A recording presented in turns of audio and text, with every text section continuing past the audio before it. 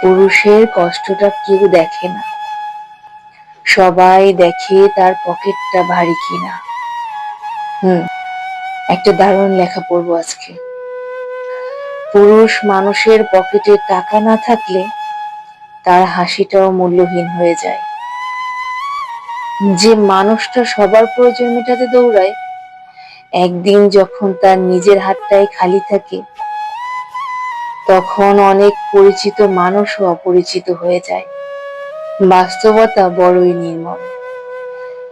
একজন পুরুষের চোখের পানি কেউ দেখে না, পকেটে টাকা থাকলে তার ভুলগুলোও মাপ হয়ে যায়, আর টাকা না থাকলে তার ভালোবাসাও মূল্য পায় না।